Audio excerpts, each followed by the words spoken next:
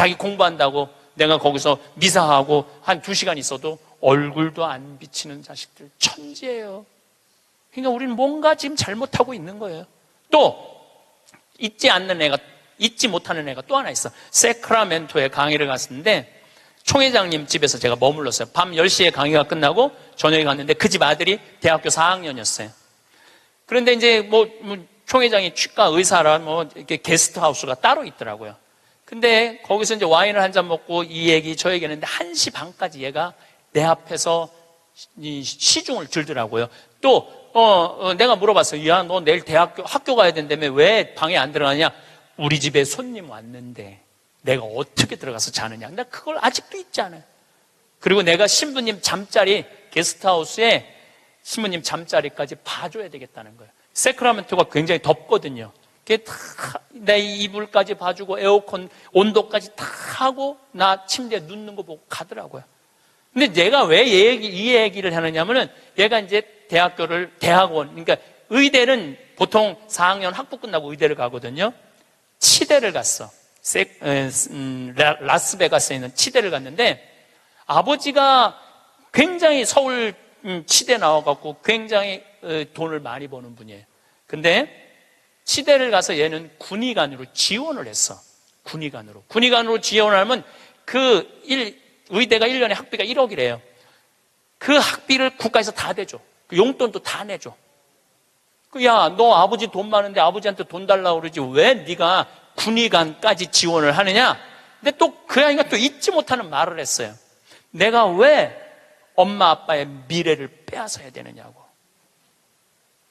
자기가 아버지 돈 쓰면 엄마 아빠 나 얼마든지 할 수 있는데 우리나라 명문대학교 애들은 엄마 아빠가 언제까지 살았으면 좋겠냐? 60살까지 살았으면 좋겠다고.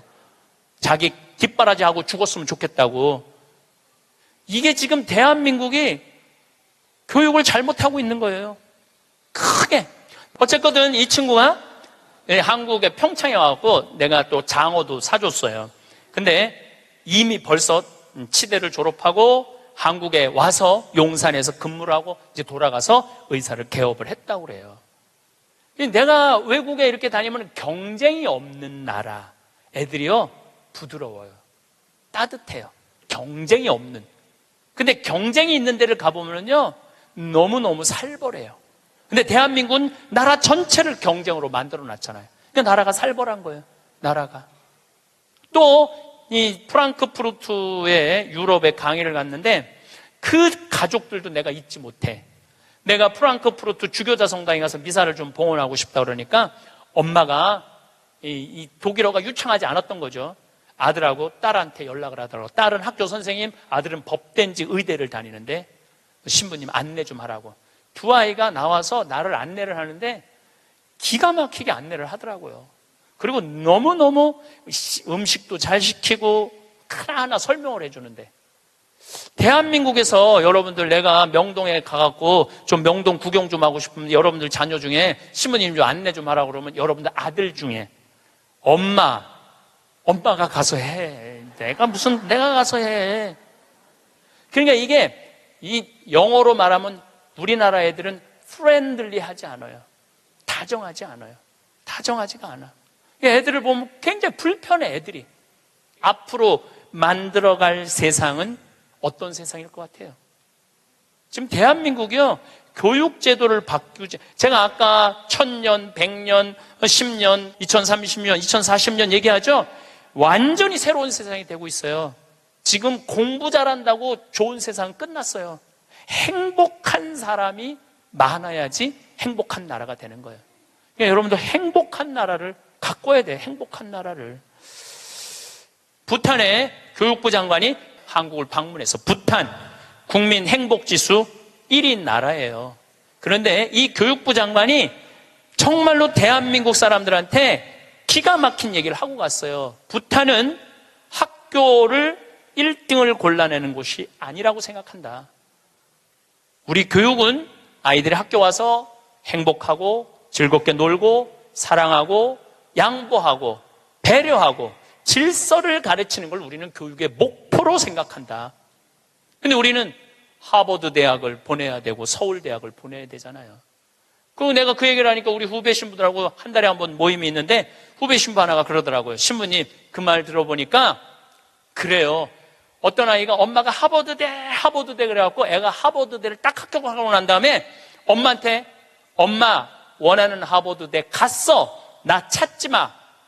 그리고 사라졌대요. 아직까지 안 나타났대요. 아이가. 그러니까 하버드 대학은 누가 가고 싶었던 거야?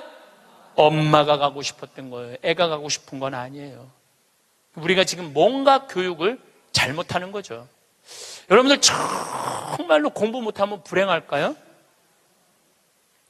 내 조카들은 그렇게 저지방 대학을 저지하겠다고 저지방 우유를 그렇게 먹었는데 다 저지방 대학교 나왔어요. 근데 우리 조카 애들은 다 행복해요. 우리 조카 애들이 제발 삼촌 방송에 우리 얘기 좀 하지 마 그랬는데도 내가 안 할 수가 없는 게 애들이 너무너무 행복해요.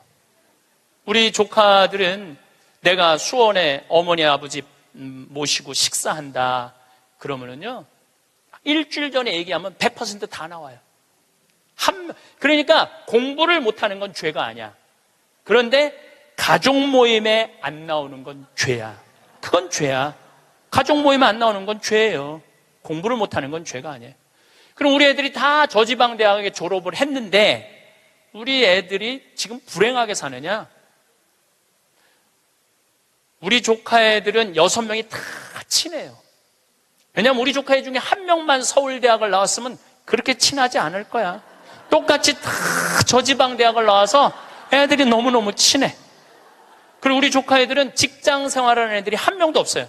왜냐하면 직장 생활에 이력서를 낼 만큼 스펙이 안 돼. 그래서 직장 생활하는 애들이 한 명도 없어. 그런데 돈도 잘 벌어요. 우리 누나 아들은 2가지 일을 하는데 나한테 자세하게는 얘기는 안 해도 내가 보니까 대충 1년에 1억 이상은 버는 것 같아요. 다른 애들도 다 결혼도 잘하고 결혼 생활도 잘하고 행복하게 살아요. 얘네들은 어렸을 때 공부 딱 보고 내가 그랬어요. 우리 형제들한테 공부를 못하는 건 죄가 아니다. 죄인 취급하지 말아라. 그래서 얘네들은 학원을 다니는 애들이 거의 없어. 그리고 공부 못한다고 욕먹은 애들이 없어. 그러니까 얘네들은 지방대학을 다녀도 전혀 부끄러워하지 않아요. 욕을 먹었어야지 부끄러워할까요? 욕을 먹었어야지. 욕을 안 먹으니까. 근데 이번에 우리 형 누나가 제일 위고 큰형이 있는데 큰형 아들이 대학을 졸업했어요. 물론 직장생활 못했죠. 근데 누나 아들이 그 형 아들한테 사촌이죠. 프란치스코와 클레멘스한테 내가 이걸 해보니까 이게 블루오션이다. 너 이거 한번 해봐라. 그래갖고 그 형이 보름 동안 다 시장 조사를 해주는 거야. 입지 조건까지도 다 조사를 해주고 나한테 보고를 했죠. 제가 한 5년 전부터 우리 형제들한테 우리 조카들이 이제 졸업하기 시작하는데 내가 보니까 얘네들은 직장 생활 못하고 다 장사할 것 같다. 근데 성격이 좋으니까 내가 보니까 장사해도 승산이 있을 것 같다. 그래갖고 개를 모았어. 한 달에 400만 원씩. 5년을 모았으니까 2억 5천을 모은 거죠. 우리 조카들은 내가 그랬어. 니네들 은행 들락날락 하면서 자괴감 느끼지 말아라. 니네 외삼촌 형제들이 다 돈을 모았으니까 가게 할 때 다 오픈, 다 돈 대줄 거다. 다 대줬어요. 또 얘네들 갚어. 그럼 그동안 갖고 또 대주는 거죠. 그래, 얘 뭐 얼마 7,800만 원 들어간대. 다음날 딱 통장은 내가 갖고 있어요. 다른 사람이 갖고 있으면 무슨 일이 나잖아. 내가 갖고 있는 거예요.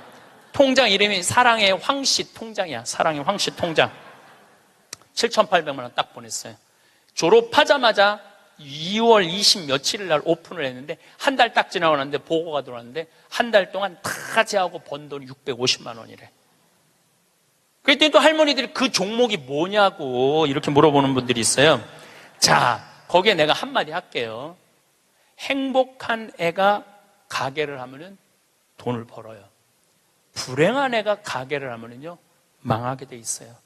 종목이 문제가 아니에요. 행복한 사람이 행복하게 사는 거예요. 얘네들은 그냥 쭉 행복하게 사는 거야. 스트레스 안 받고 바보 병신 소리 안 듣고 그냥 성당 열심히 나가고 너 착하고 할머니 할아버지 공경하고 그러면 돼. 우린 욕심 없어 너한테. 쭉 행복한 애들이 행복하게 사는 거예요. 얘네들 판검사 안 돼도 난 하나도 부끄럽지도 않고 난 내 조카들이 너무너무 자랑스러워요. 열심히 살고 얼마나 좋아요. 꼭 공부를 잘해야지 행복한 거는 아니다. 그냥 성실하고 착하고 마음이 따뜻하면은요 다 살아가요. 우리 생태마을에 우리 직원들이 40명이 있어요. 왔다 가는 사람이 한 100명도 넘을 거예요. 근데 제가 내린 결론은 행복하게 자란 애가 직장생활도 잘한다야. 과거에 술을 먹거나 컴퓨터 게임에 걸렸거나 우울증에 걸렸거나 조울증에 걸렸거나 대인 기피증에 걸린 애들은 아무리 내 강의를 듣고 싶으면 우리 애 좀 맡아주세요. 내가 많이 맡았어요. 정말로 수십 명도 더 데리고 있었어. 근데 그런 이력이 있는 애들은 결국은 직장생활을 못 하더라고요. 그런 이력이 있는 애들은 결국은 안 돼. 그러니까 결국은 애를 만들어내는 건 주위 사람이 아니야. 부모가 아이를 얼마나 아끼고 사랑하느냐, 이게 중요한 거예요. 공부가 중요한 게 아니고 출세가 중요한 게 아니고 이 세상에 와서 행복한 게 중요한 거예요. 행복한 게. 우리 집에 조카 손녀가 태어났어요. 이제 3살 됐는데 그 아이랑 같이 시간을 보내면은 그야말로 너무너무 재밌어요. 또 우리 누나가 만나면은 그렇게 주책스럽지 않은 여자인데 요즘 만나면은 손녀 얘기밖에 안 해요. 손녀가 뭐 말한 거, 행동한 거, 또 우리 그 로사는 그 뱀을 참 좋아해요. 살아있는 뱀을 3살짜리가 목을 막 감고 막 뱀 만지고 도마뱀 만지고 아주 특이한 애. 그렇게 뱀을 좋아해. 만지는 걸 참 좋아하고. 그래서 이제 그 아이가 하는 행동을 3살짜리인데 무슨 주사를 맞으러 가는데 의사 선생님한테 그랬대. 나는 씩씩해서 안 운다고, 선생님. 나는 안 운다고. 근데 대개는 이제 그러고도 우는데 얘는 주사를 딱 놨는데도 하나도 안 울고 딱 맞고 난 다음에 내가 안 운다고 그러지 않았느냐고.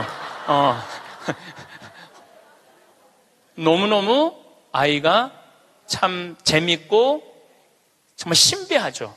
그리고 그 할머니, 할아버지, 엄마, 아빠 또 나조차도 그 아이를 만나면 너무너무 즐거워요. 여러분들도 자식을 키울 때 그런 즐거움이 있었을 거예요. 근데 언제부터 원수가 되기 시작하냐면은 공부를 하면서부터 원수가 되기 시작해. 공부를 하면서부터. 그냥 그렇게 이쁘고 귀엽고 즐겁게 뱀 만지고 그냥 쭉 자라면은 걔하고 원수 될 일이 없을 거예요. 근데 공부를 시키는 순간부터 애한테 스트레스를 주는 거예요. 독해지라고. 너 그렇게 순해서는 안 된다고. 그러니까 애들한테 스트레스를 주기 시작하는 거예요. 우리는 교육을 하는 거는 공부를 가르친다고 생각하는데 여러분들 교육은 공부를 가르치는 게 아니에요. 학교는 공부를 가르치는 데가 아니에요. 학교는 사랑을 가르치고 양보를 가르치고 협동을 가르치고 노래를 가르치고 예술을 가르치는 게 학교야. 근데 우리는 1등을 골라내고 명문대를 보내고 특목고를 보내고 그게 교육이라고 생각하고 있는 이 대한민국이 만들어낸 슬픔이라는 거예요. 대한민국이. 이건 누구의 책임도 아니고 우리 모두의 책임이야. 그냥 애들은 애들답게 키워야 되는데 학교 2시, 3시에 끝나고 나면은 학원을 전전긍긍하면서 밤 10시에 집에 들어오니 얘네들이 스트레스가 극에 달할 거 아니에요. 또 공부 못하면 사람도 취급을 안 하잖아. 사람이라고. 되게 공부 못하는 애들이 성격이 좋은 애들이에요. 초등학교 때 공부 못하는 애들 봐요. 다 성격 좋은 애들이에요. 내일이 시험인데도 느긋한 애들, 근심 걱정 없는 애들. 그런데 내일 시험인데도 느긋하게 컴퓨터 게임하고 텔레비 보고 있으면은 엄마가 느닷없이 이렇게 말합니다. 내가 너 같은 거 낳고 좋다고 미역국 끓여 먹은 내가 미친년이다. 초등학교 4학년 애가 엄마가 왜 나를 낳고 미역국 먹었다고 미쳤다고 그러지? 이때부터 삐뚤어지기 시작하는 거예요. 그리고 되게 성격 좋고 공부 못하는 애들이요, 성적에 신경을 안 써요. 확인도 안 해. 성적 확인은 누구만 하냐면 엄마만 하는 거. 엄마만. 걔는 시험을 잘 봤는지 못 봤는지도 몰라. 성적표도 그냥 갖다 주고 그냥 행복하게 밥을 먹. 또 성격 좋은 애들이 밥을 또 잘 먹어요. 밥을 막 행복하게 먹고 있는데 성적 받아본 엄마가 애한테 또 한마디예요. 이 성적 받고 밥이 목구멍으로 넘어가냐? 너 그렇게 해서 어떻게 세상 살라고 그러느냐? 너 독하게 마음 먹고 살아야 된다. 그래서 애들이 점점 독해지는 거예요. 이거는 애들의 문제가 아니에요. 대한민국의 어른들의 문제예요. 나는 자연인이다라는 프로 어때요? 보셔요? 산에 가갖고 그분들 아마 사업 망하고 건강 해치고 이런 분들이에요. 근데 그분들 물론 선택해서 가는 거겠지. 이 방송사에서 조금 조작도 있을 거예요. 그렇지만은 제가 보기에는 그 나는 자연인이다. 그분들은 명예도, 재산도, 권력도, 돈도 없는 사람들이야. 근데 그 사람들 행복해 보여? 안 행복해 보여? 행복해 보이죠? 국회의원들 지금 그 사람들 여러분 보면 행복해 보여? 안 행복해 보여? 그러니까 우리는 행복의 기준이 바뀌어야 돼. 신부님 말씀대로 성주순례도 가고 맛있는 것도 사 먹고 다 했는데 돈 다 썼는데 그때도 안 죽고 주머니에 돈 한 푼 없으면 어떻게 해요? 그때는 여러분들 어떻게 하면 되느냐면 집에 가만히 앉아 있으면 돼요. 그때는. 근데 문제는 뭐가 문제냐면은 나중에 쓰려고 지금 가만히 있는 분들이 많아요. 나중에 쓰려고. 근데 내가 이렇게 얼굴을 보니까 돈 쓸 수 있는 마지막 얼굴들이야. 나중에 어디서 나중에. 지금 안 쓰면은 나중에는 더 못 써요. 지금 안 쓰면 나중에 더 못 써요. 그러니까 지금 쓰세요. 성주순례도 가고 한국도 지난 목요일 날 우리 직원들 데리고 민둥산에를 갔었어요. 정선에. 너무너무 잘해놨어. 내가 뭐 전 세계를 다니면서 대한민국처럼 등산 잘할 수 있도록 꾸며놓은 나라도 없어요. 대한민국처럼 등산할 수 있도록 꾸며놓은 나라도 없어요. 또 그거 끝나고 난 다음에 정선에 레일 바이크라는 걸 우리 직원들 40명하고 탔어요. 이야, 신나더라고요. 우리나라도 다닐 때가 너무너무 많아요. 그리고 여러분들이 제가 한 10년 전에 할머니들이 용돈이 5만 원 나올 때가 있었어요. 내가 그때 할머니들한테 뭐라고 그러냐면 5만 원 다 닦아 써라. 조금 있으면 10만 원 나올 거니까. 10만 원 올랐죠? 다 닦아 써라. 조금 있으면 20만 원 나올 거다. 지금 20만 원 나오죠? 다 닦아 쓰세요. 5년 후에는 최소한 60만 원, 70만 원 나와요. 5년 후에는 내가 자신 있게 얘기할 수 있어요. 그리고 그렇게 가야 되고 그렇게 가야 돼. 그래야지 여러분들도 행복하게 살 거 아니야. 우리나라가 경제 규모가 작으면 내가 이런 말을 감히 못해요. 우리나라 경제 규모 굉장히 커요.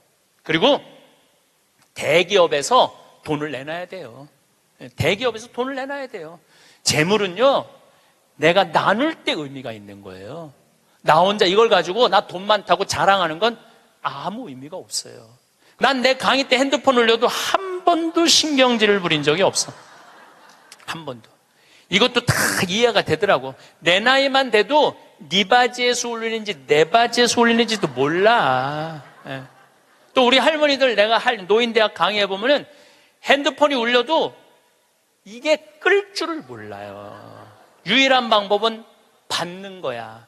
딱 봐도 나 신부님 지금 강의 들어. 근데 저쪽에서 엄마 중요한 얘기야. 그러면 공간 개념이 없어져요. 말해봐. 그러고 나보다 더 크게 대화를 해. 무슨 일인데? 막 이러면서. 나이를 먹으면 어쩔 수가 없어요. 그래서 내가 깨어서 있으라는 거예요. 깨어서. 근데 저도 뭐 내 핸드폰 켜놨는지 꺼놨는지도 몰라. 근데 이 진짜 내 들은 얘기인데 어떤 자매가 핸드폰을 켜놨는지 꺼놨는지 핸드폰을 뭐 냉장고에 넣어놓고도 찾고 지갑도 잃어버리고 가방도 잃어버리는 자매가 있었대. 근데 여러분들 그렇죠? 지금 깜빡깜빡하죠? 옛날 같으면 46세 평균 연령이었을 때는 100년 전에 여러분들 지금 살아있는 사람 한 명도 없어. 다 죽었어. 근데 너무 오래 사니까 그런 일이 벌어지는 거야. 너무 오래 사니까. 잊어먹는 것도 많고. 근데 어떤 자매가 하도 건망증이 많은 자매가 너무 잘 잊어먹었는데. 근데 한 번은 이제 운전을 하려고 딱 차에 탔는데 운전대가 없어졌더래. 운전대가. 내가 이제 잊어먹다 운전대까지 잊어먹는구나. 너무너무 당황을 했대. 이 운전대가 어디 갔나 이놈의 차에. 한참을 찾고 정신을 차려보니까 앞문으로 타야 되는데 뒷문으로 탄 거야. 뒷문으로 타갖고 거기서 운전대를 찾고 앉아있어요. 이게 뭐 앞문인지 뒷문인지도 모르고서 참 이게 너무 오래 살아서 그래. 너무 오래 살아서. 그래서 인생은 여러분들 이제는 여러분들이 자아 완성이라는 큰 숙제가 남아있어요. 이제 뭐 출세할 것도 아니고 판사 될 것도 아니고 검사 될 것도 아니고 국회의원 될 것도 아니고 대통령 될 것도 아니잖아요. 그건 또 중요한 것도 아니고 가장 중요한 거는 내가 이 세상을 충만하게 살아가고 행복하게 살아가고 확신을 가지고 살아가는 게 중요한 거예요. 그러려면 자아 안성을 하기 위해서 뭐가 필요하냐면 깨달음이 필요한 거예요. 깨달음. 깨달으려고 여기 나온 거 아니에요? 그렇죠? 오늘 많이 깨달았죠? 여러분들은 내가 봐도 훌륭한 분들이야. 훌륭한 분들이야. 예. 여러분들 정말 훌륭한 분들이에요. 여러분들 같은 마음이 많은 분들이 있으면 대한민국은 행복해요. 제가 사제로 살면서 처음에는 몰랐어요. 사제가 얼마나 위대한 일을 할 수 있는 사람인가를 몰랐어요. 그냥 신부 강론하고 미사하는 건 줄만 알았어요. 근데 지난번에 우리 평화방송에서 성서 황창현 신부와 함께 떠나는 성경 여행 있죠? 예, 그거를 하면서 12번을 강의를 해서 총 24시간이지만 한 번 강의할 때마다 내가 한 사람씩 고쳐준다고 그랬어요. 병원에서. 왜냐하면 예수님 성서를 묵상하면 전부 병 고치는 거야. 여기 오신 분들도 아마 아픈 것 때문에 고통스러운 분들 많을 거예요. 그리고 이게 빨리 치유되기를 간절하게 바라는 분들 많을 거야. 근데 문제는 나는 말씀의 은사는 받았는데 치유의 은사를 못 받았어요. 난 진짜 치유의 은사가 없는 것 같아. 남들은 안수기도 하면 막 우리 오홍진 신부님 한참 젊었을 때 성령 충만했을 때 이쪽 쓰러진다면 이쪽 100명 쓰러지고 저쪽 100명 쓰러지고 그러는데 나는 25년 동안 안수기도를 그렇게 했는데도 쓰러진 사람이 한 명도 없어요. 정말로. 그리고 그게 치유 은사 있는 신부들이 있어요. 확실히 그걸 내가 느껴요. 분명히 있는 분들이 있어요. 근데 내가 이렇게 신부님 제발 그래도 안수 좀 해주세요. 그래갖고 내가 탁 손을 얹으면은 내가 느껴. 내 손에서 아무것도 안 나오는 게 느껴져. 이 아무것도 안 나오는 누르고 있는 나도 한심하고 더 한심한 건 아무것도 안 나오는데 치유하겠다고 머리 디미는 교우들이 더 불쌍한 거예요. 더 불쌍해. 미안하기도 하고 안타깝기도 하고. 그런데 12명을 수술을 해주겠다고 빈센트 병원하고 연락을 했는데 정말로 놀라운 거는 돈이 8천만 원이 들어가요. 12명 수술해 주는데 병원에서 반 부담하고 내가 반 부담하는 거니까 8천만 원이 들어가는데 그 돈이 마지막에 얼마까지 들어왔느냐면 8,150만 원까지 들어왔어. 그래갖고 내가 150만 원도 스님한테 보냈어. 신부님 8천만 원이라는데 150만 원은 왜 보냈습니까? 들어왔으니까. 돈이 들어왔으니까. 이거 가지고 과일 사서 보내고 수술한 사람들 영양제 사서 보내라고 병원에서 그 150만 원 갖고 12명한테. 그래서 몽고 사람, 아프리카 사람, 베트남 사람, 또 우리나라 있는 분들 정말 기가 막힌 분들 수술 다 해줬어요. 너무너무 좋더라고요. 아주 쑥스러우네. 내가 박수 받으려고 그러는 게 아닌데. 내가 한 게 아니에요. 내가 한 게 아니고 교우들이 보내준 거예요. 내가 한 게 아니고. 제가 뭘 깨달았느냐 하면은 내가 하지 않아도 내가 통로가 된다는 걸 깨달아서 통로가. 그런데 더 놀라운, 이건 박수 받을 게 아니라 더 놀라운 거는 그 성경 여행에 그걸 보면서 할머니들이 돈을 보내준 거야.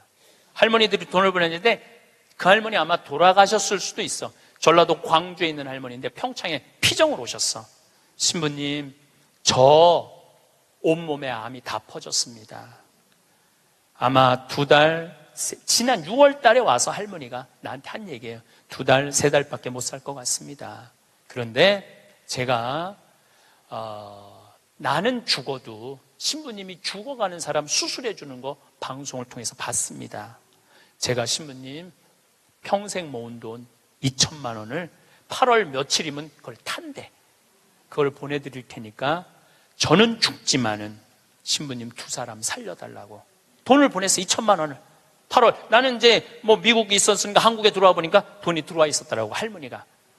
그리고 그걸 보고 또 돈이 많이 들어왔어. 하여튼 많이 또 들어왔어. 그래갖고 수님한테 또 연락을 해갖고 수술해 주라고 그랬더니 또 8명을 또 수술을 해줬어요. 그래서 이제 다음 주 목요일 날 평화방송하고 수요일 날인가 보다. 다음 주 수요일 날 평화방송하고 전달식 돈 4천만 원이면은 8명을 수술해 줄 수 있는 거. 4천만 원이면은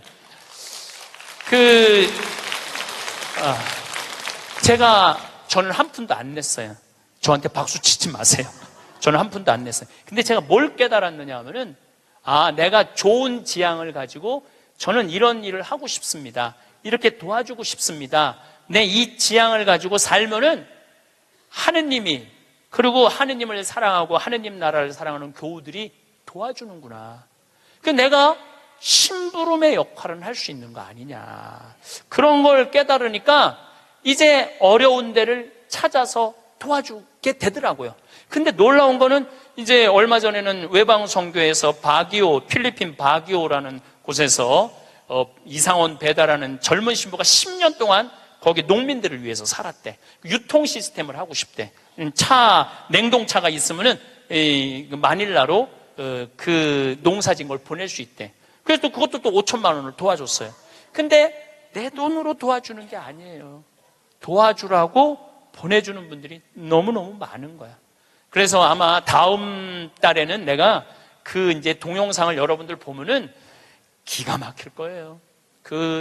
아프리카 잠비아에 지금 이루어지고 있는 일들을 보면은 기가 막힐 거예요. 그래서 여러분들도 내가 왜 사는지 그걸 깨달아야 돼. 내가 왜 사는 이유가 있을 거 아니에요. 그냥 살아? 내가 하다못해 여러분들 자식들한테도 성당 나오는 자식들한테, 성당 안 나오죠, 자식들. 여러분들은 전부 다 열심히 한 분들 아니야? 그럼 제일 고민이 뭐야? 자식 성당 나오는 거 아니야? 그렇죠? 성당 나왔으면 좋겠어. 근데 애들은 성당 나가기 싫어. 먹고 살기도 바쁘고 성당 나가면 이거 해라 저거 해라 싫어. 그래서 성당 나가기 싫은데 오래간만에 엄마네 집에 갔는데, 어머니네 집에 갔는데 80 넘은 어머니가 웃으면서 얘기해도 성당 나갈까 말까 한데 머리는 하얗고 얼굴엔 주물이 자글자글하고 웃어도 이쁠까 말까 하는데 거기다 인상을 써가면서 성당 좀 나와. 어떤 놈이 성당 나가고 싶어? 더 나가기 싫지. 근데 여러분들 그렇게 말하면 그건 성교가 아니에요. 아들이 오래간만에 오잖아요. 얘야, 내가 하느님을 믿으니까 참 행복하다. 내가 지난번에 삼성산 성제 가고 신부님 강의를 들었는데 출세하는 거 그거 부러울 큰 없다고 그러더라. 나는 우리 아들이 더 자랑스럽다. 나는 너를 보면은 너무 자식 하나 잘 얻었다고 생각한다. 나는 하느님한테 너무너무 감사하고 내가 사는 게 너무너무 기쁘다. 한마디 또 해서 신부님이 나를 얼굴을 보는 돈 쓸 수 있는 마지막 기회라고 그러더라.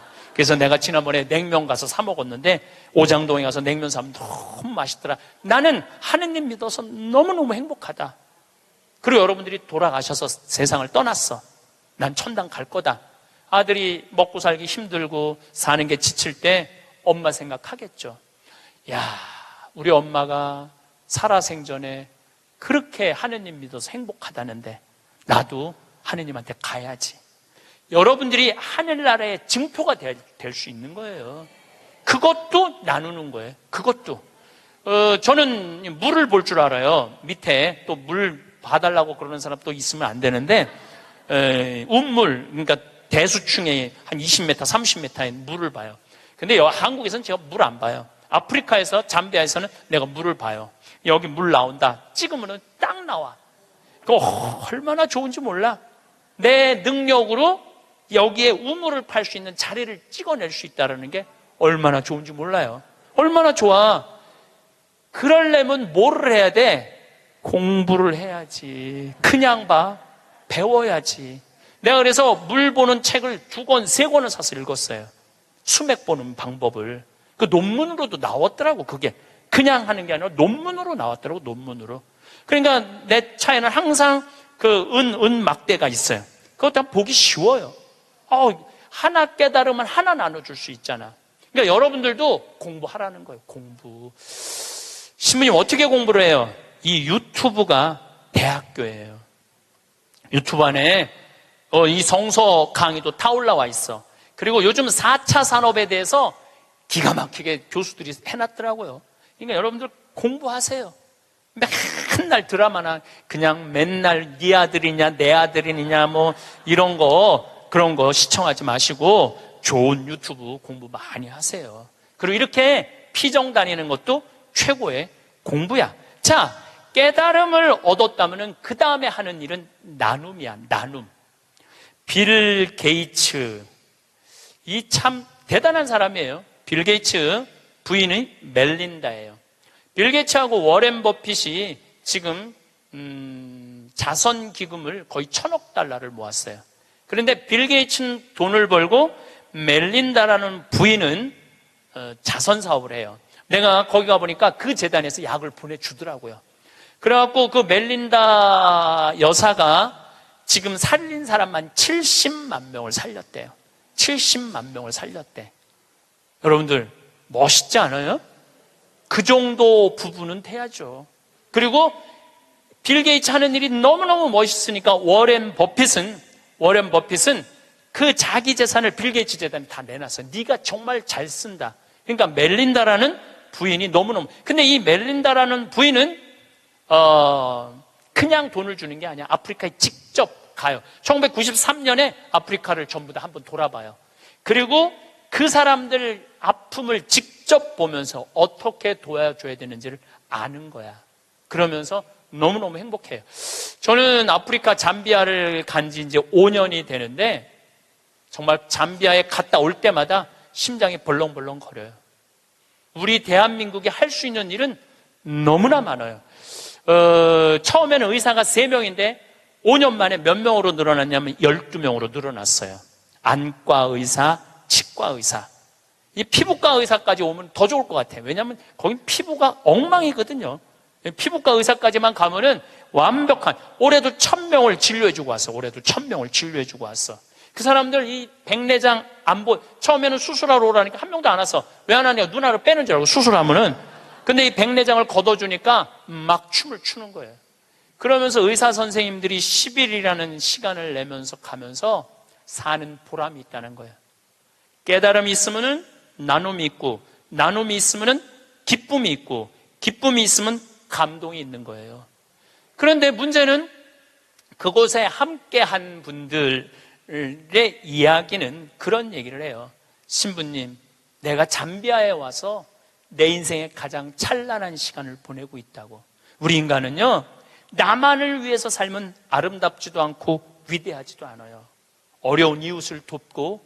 그런데 이 잠비아를 떠나는 사람들은 대단한 능력을 가지고 있는 사람들도 떠나지만은 평범한 아줌마들도 함께 떠나요. 올해 20명이 이 자원봉사자들을 모았는데 110명이 지원을 했어, 한국에서. 그 중에 90명이 떨어졌어.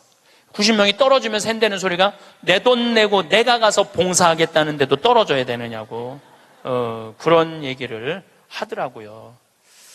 저는 이제 대한민국이 정말로 행복하려고 그러면은 나눠야 돼요. 대한민국이 행복하려고 그러려면은 지금 교육제도는 바뀌어야 돼요. 학교에서 등수 매기지 말아야 돼요.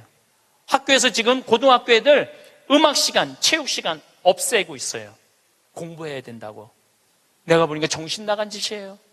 아이들이 노래를 하면서 공을 차면서 사회성을 배우는 거예요. 책상에 앉아고 공부만 하잖아요. 얘네들은 아무것도 쓸데없는 애들이에요. 여러분들 공부 못하면 신부님 뭘 먹고 살아요? 지금 대한민국의 공장에 외국인 노동자가 150만 명이에요. 우리 형님도 공장을 운영하는데 외국인도 한 달에 240만 원을 줘야 된대요. 그러면은 내가 펜대 굴릴 생각 안 하고 몸으로 해갖고, 여러분들 지금 공장에 가면은 천지가 돈 200~300만 원 다 받아요. 근데 우리는 뭐만 배웠어?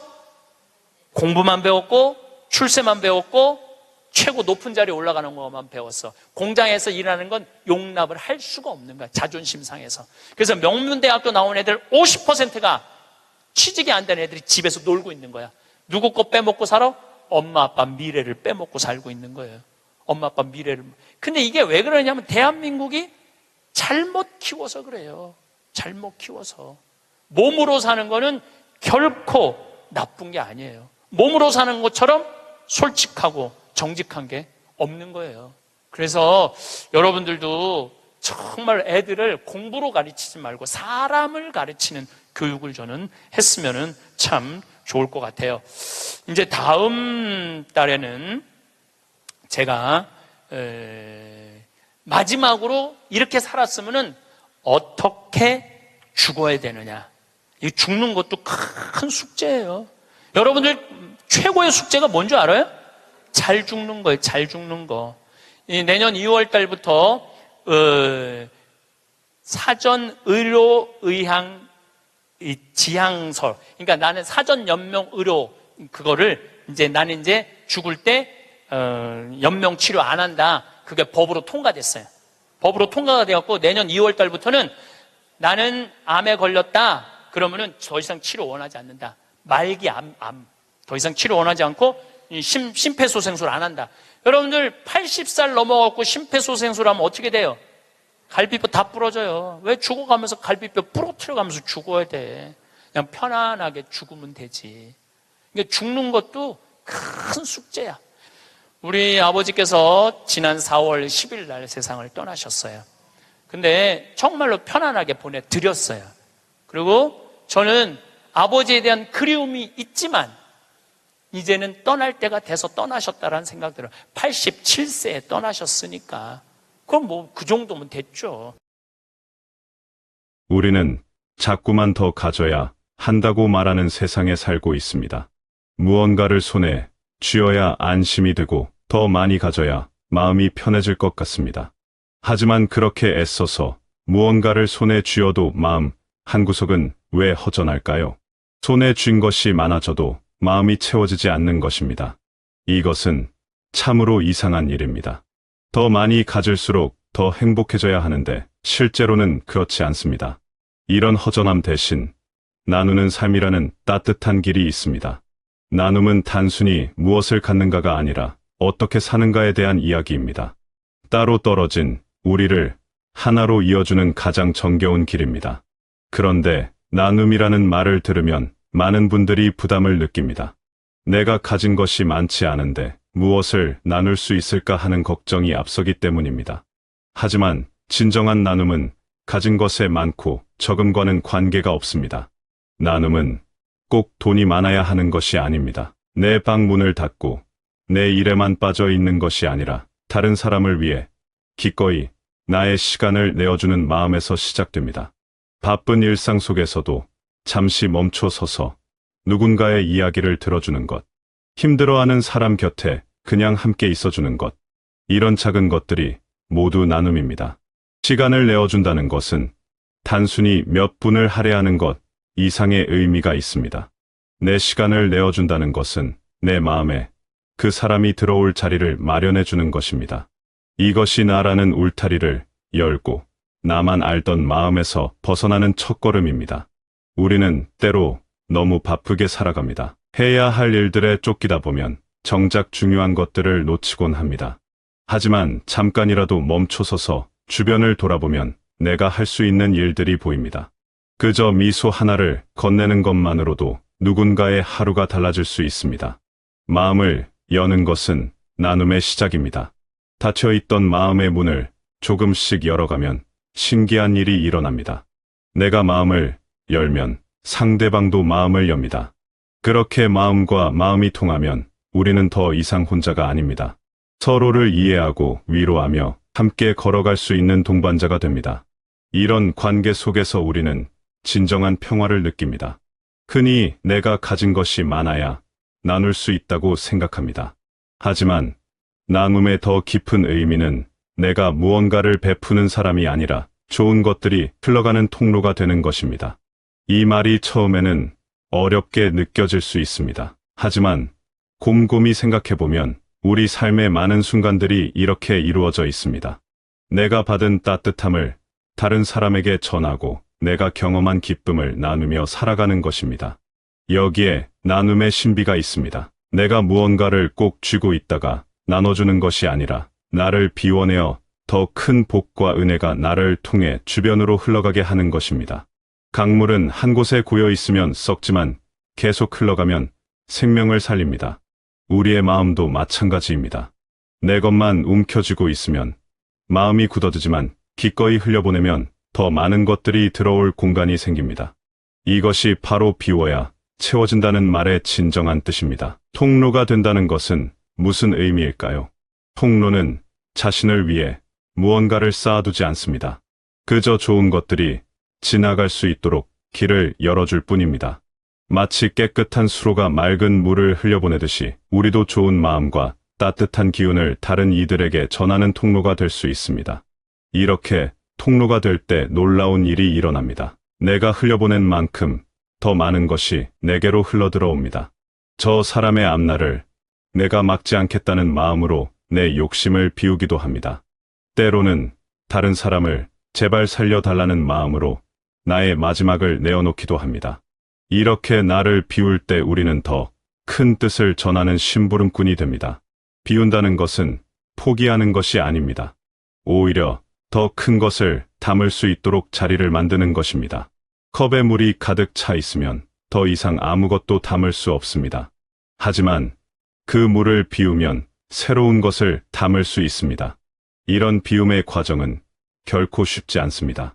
우리는 평생을 무언가를 얻기 위해 노력하며 살아왔기 때문입니다. 그런데 이제 와서 비우라고 하면 막연한 두려움이 앞섭니다. 내가 가진 것을 놓아버리면 나에게 남는 것이 무엇일까 하는 불안감이 듭니다. 하지만 막상 비워보면 알게 됩니다. 비움으로써 얻는 자유와 평화가 얼마나 큰지를 말입니다. 내려놓는 순간 어깨가 가벼워지고 마음이 편안해집니다. 비우고 나누는 삶을 살면 복이 따라옵니다. 이것은 단순한 믿음이 아니라 실제로 경험할 수 있는 진리입니다. 마음을 비우고 나누면 이상하게도 내 삶이 더 풍요로워집니다. 물질적으로도 그렇고 정신적으로도 그렇습니다. 주변 사람들과의 관계가 좋아지고 매일매일이 감사한 일들로 채워집니다. 이것이 바로 나눔이 가져다주는 복입니다. 복이란 무엇일까요? 많은 사람들이 복을 돈이나 건강이나 명예로만 생각합니다. 물론 그것들도 복입니다. 하지만 진정한 복은 마음의 평화와 기쁨입니다. 아침에 눈을 떴을 때 오늘도 좋은 하루가 될 것 같은 설렘. 잠자리에 들 때 느끼는 따뜻한 감사함. 누군가와 마음을 나누고 함께 웃을 수 있는 기쁨. 이런 것들이 진정한 복입니다. 나눔을 실천하면 이런 복이 자연스럽게 따라옵니다. 내가 다른 사람에게 베푼 친절이 돌고 돌아 나에게 돌아옵니다. 때로는 그 사람에게서 직접 돌아오기도 하고 때로는 전혀 예상치 못한 곳에서 돌아오기도 합니다. 하지만 반드시 돌아옵니다. 이것이 세상의 이치입니다. 뿌린 대로 거두는 것입니다. 좋은 씨앗을 뿌리면 좋은 열매를 맺습니다. 나눔의 가장 높은 자리는 돈이나 재능을 넘어 나의 삶의 모습 그 자체를 나누는 것입니다. 이것이 가장 어려우면서도 가장 값진 나눔입니다. 누군가에게 무언가를 하라고 강요하는 대신 나는 지금 내 삶이 참 기쁘고 행복하다는 모습을 그냥 보여주는 것입니다. 말로 1000마디를 하는 것보다 행복하게 사는 모습 하나가 더 큰 울림을 줍니다.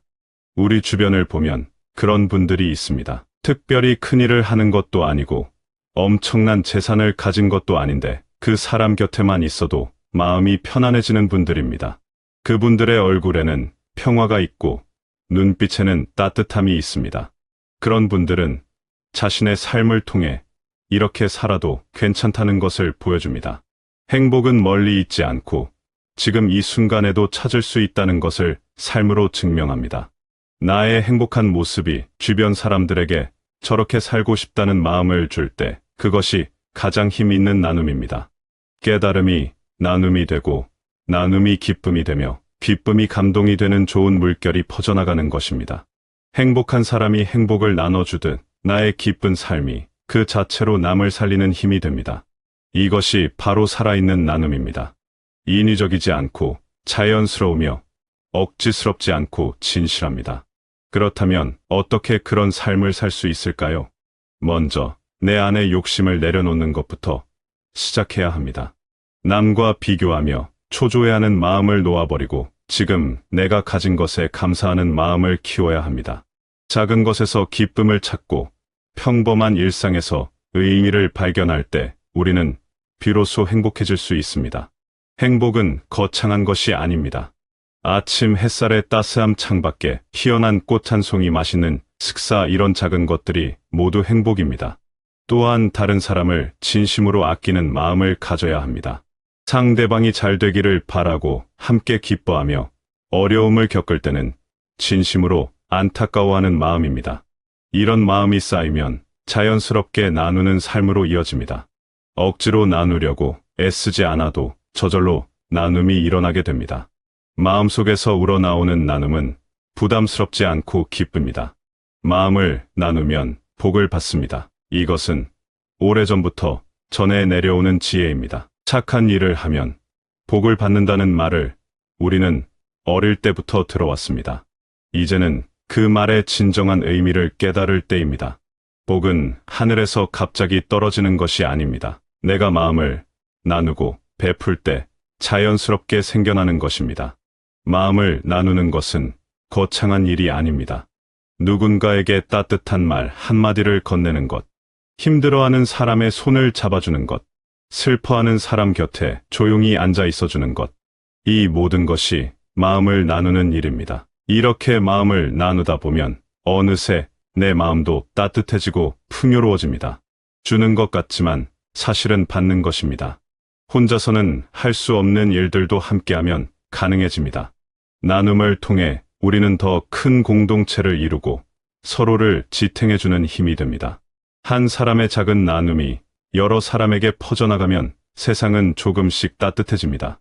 내가 누군가를 도우면 그 사람도 다른 누군가를 돕게 됩니다.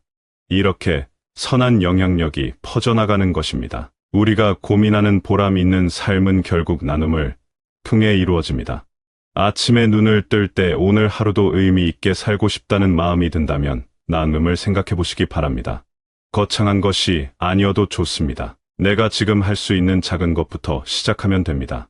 누군가에게 먼저 인사를 건네는 것, 힘들어하는 사람의 이야기를 들어주는 것, 내 마음을 조금 내어주는 것, 이런 작은 실천들이 모여서 큰 변화를 만듭니다.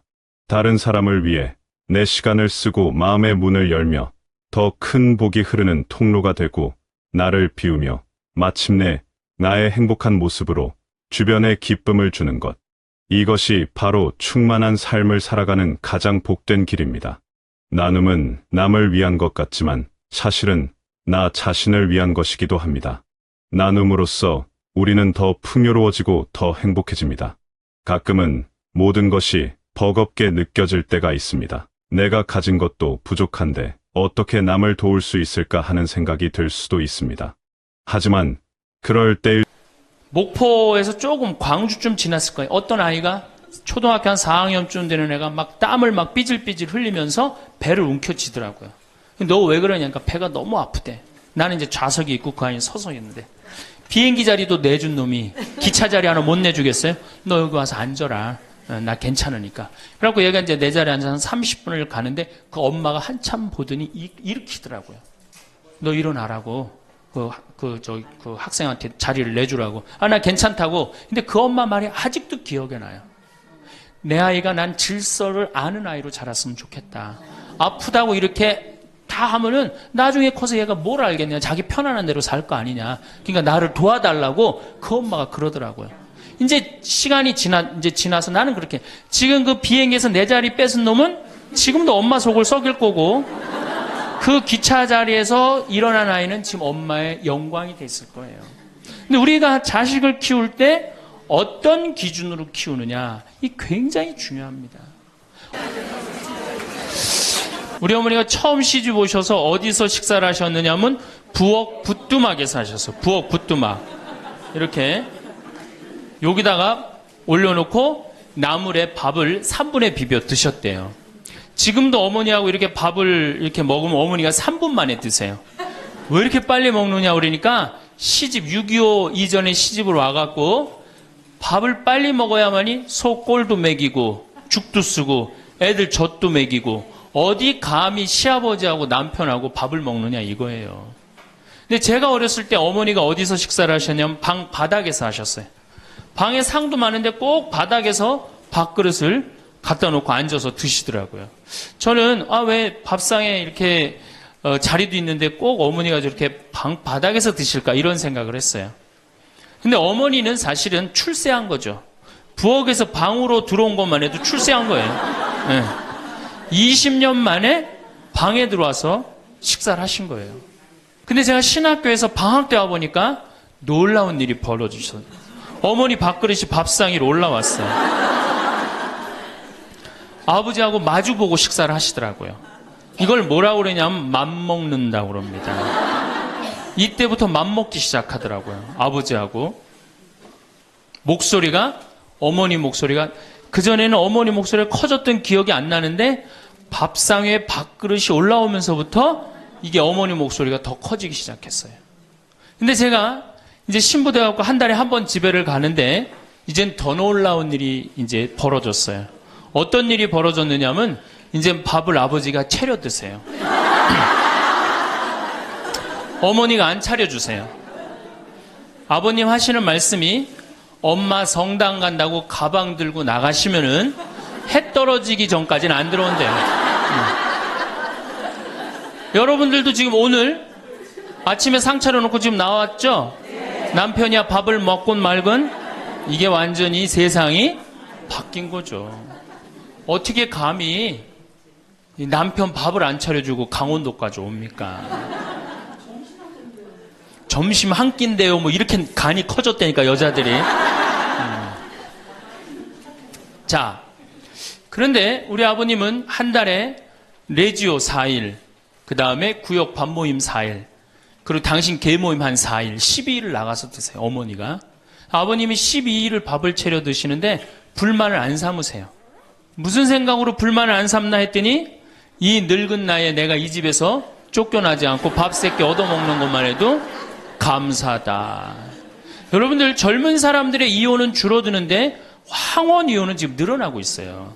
황혼 이혼은. 그러니까 늙어서 안 쫓겨나는 게 그것도 여자한테 안 쫓겨나면 감지덕지한 거죠. 그러니까 세월이 50년 만에 완전히 바뀐 거예요. 21세기는 저는 4가지의 중요한 트렌드를 알고 있으면 된다고 생각을 해요. 21세기는 여성의 시대고 21세기는 노인의 시대고 21세기는 서비스의 시대입니다. 3번에 제가 3번이 아니고 분당에 이렇게 나가보면은 먹자 골목에 가보면 낮에 가보면은 전부 여자 천지예요. 여자들. 네. 남자가 없어요. 남자가. 찜질방을 가봐도 여자 천재예요. 여자 천재. 우리나라 경제권을 집안에서 60%가 여자가 결정한대요. 남자가 얼마를 결정하냐면 13% 결정한대요. 우리나라는 남자들이 결정권이 없어요. 여러분들 2002년에 판사 임용고시에 1등부터 10등까지 6명이 여자였어요. 2006년에 판사가 110명이 됐는데 남자가 56명, 여자가 54명. 근데 2007년에 판사가 90명이 임용이 됐는데 남자가 38명, 여자가 52명, 남자가 38명. 그러니까 2배가 많은 거예요. 예. 훨씬 여자가 많은 거예요. 이 작년에 외모고시 31명이 합격을 했는데 남자가 10명, 여자가 21명. 이 놀라운 통계입니다. 제가 2군 사령부에 가서 강의를 한 적이 있어요. 2군 해군 평택에 있는 장병 한 1000명한테 강의를 했어요. 환경 강의를 하고 끝나고 나왔는데 거기 소령님이 저한테 부대를 구경시켜줘요. 제가 이 군 부대 강의를 많이 들어가는데 꼭 군대 가면 자기 부대를 꼭 구경시켜줘요. 2군 해군사령부가 서해 교전한 부대예요. 그 배 막 올려져 있고 배도 구경시켜주고. 근데 이제 3,000톤급 구축함을 이렇게 했는데 뭐 포가 얼고 배길이가 뭐 100m고 막 설명을 해주는데 옆에 대위 3명이 딱 걸어가는데 여자 대위가 어깨가 딱 벌어진 키가 1m 70이 넘는데 3,000톤급 구축함은 눈에 안 들어오고 여자만 내가 이렇게 고개가 돌아갔어요. 그랬더니 이 소령님이 저한테 그러더라고요. 신부님 멋있느냐고. 아우 멋있다고. 그랬더니 그 소령님 하시는 말씀이 자기는 쟤네들만 보면 무섭대요. 왜 무서우냐? 이게 쟤네들이 그 있는 부대 그 중대하고 남자 대위 부대하고 이렇게 축구 시합하면요 꼭 여자 부대 애들이 이긴대요. 중대장. 왜? 이 군대가 얼마나 삭막해요. 그 삭막한 군대에 자기 중대장님이 여자야. 그러니까 이 시합을 하면 그 여자 중대장님을 위해서 목숨을 바쳐서 뛰는 거예요. 그래서 그 소령 얘기가 이제 곧 여자 장군 나올 거라고. 이제 곧 여자 장군 나올 겁니다. 이제는. 정말 제가 3번에 가서 한번 강의를 한 적이 있어요. 한 7, 8년 전에 고등학교 전교 1등부터 10등까지 9명이 여자예요. 남자 딱 1명이에요. 남자 딱 1명. 안산에 보니까 전교 1등부터 10등까지 1등부터 5등까지는 다 여자예요. 그러니까 요즘 남자애들이 왜 이렇게 시험을 못 보느냐? 컴퓨터 게임 때문에. 그 다음에 개떼처럼 돌아다니는 특성 때문에 남자애들이 여자애들을 따라갈 수가 없대. 혹시 우리 집에 남자만 아들만 난 낳았다. 손 들어보세요. 우리 집에 아들만 있다. 손 들어보세요. 이 집은 이제 망한 거예요.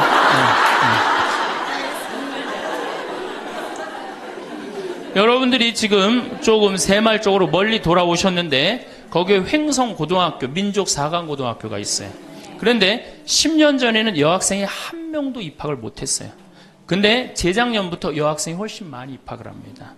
어딜 가도 여자가 약진을 하고 있어요. 2007년 여러분들 의사, 변호사, 회계사, 약사 이거 고소득 일자리에 70%가 여자가 차지해요. 남자는 30%밖에 못 차지해요. 그러니까 완전히 이 여자 세상이 온 거죠. 일본의 골드만삭스라는 이게 굉장히 중요한 통계인데 이 여성들이 얼마나 중요하냐? 115개 기업을 조사를 했는데 여성 이사가 있는 회사는 10년간 일본이 90년서부터 2000년까지 0% 성장을 하죠. 10년간 주식이 96% 오른 건 다 여성 이사가 있는 회사만. 그때 일본은 전체적으로 몇 프로 올랐느냐? 13% 올랐다는 거예요. 우리 집에 이제 딸이 있다. 그렇다면 이제 역사의 한 페이지를 장식할 인물이 나올 거예요. 여기 계신 분들 중에 내가 아들을 놓으면은 처음에 아들이 고추 달고 딱 나오면 뭔가 여자로서 일을 해낸 것 같죠? 그렇죠? 내가 드디어 이 시집에 와서 이 집에 이제 대를 잇는구나. 그리고 이놈이 이제 고추를 달고 막 뛰어다니면 그렇게 뿌듯하대요. 쳐다만 봐도. 그렇죠? 근데 이제 이놈이 이제 고등학교에 가고 콧수염이 나기 시작하면은 멀어지는 거예요. 사촌이 돼버리는 거예요. 사촌이. 엄마를 봐도 말도 안 하고 씩 자기 방에 들어가고 다정하게 말 건네는 게 없어요. 뭐 어렸을 때 막 안기기도 했는데 이건 뭐 자기보다 훨씬 큰 놈이 안기지도 않고 이 대학교 가면은 얼굴 보기 힘들어지는 팔촌이 됩니다. 이제 장가를 가면 이제 사돈이 돼버리죠.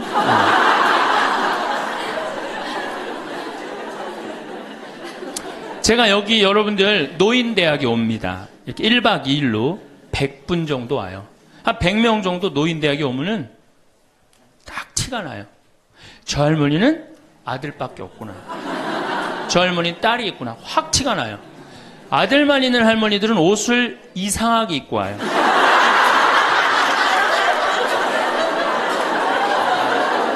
그 몸빼 바지 비슷한 거 입고 와요. 아들만 있는 할머니. 아니 관광버스를 타고 여기까지 오는데 1박 2일을 오는데 멋을 좀 내야 되는데 하여튼 몸빼 바지 비슷한 거 입고 와요. 파마를 해도 어떻게 하고 오느냐? 철모 뒤집어 쓴 거 같이 이렇게 하고 와요. 파마를 하고 와도. 그냥 물어보면 제가 물어봐요. 할머니 아들밖에 없죠? 그러니까 아들밖에 없대. 아니, 사둔 아들이 엄마가 철모를 뒤집어 쓰든 몸빼바지를 입든 관심 없습니다. 근데 딸이 있는 할머니들은 틀려요. 딸이 있는 할머니들은 이 스카프를 해고 와도 색깔이 벌써 뭐 보라색에 벌써 틀려요. 이 파마 웨이브가 틀려요. 딸이 있는 할머니들은. 딸이 있는 할머니들은 파마 웨이브가 틀려요.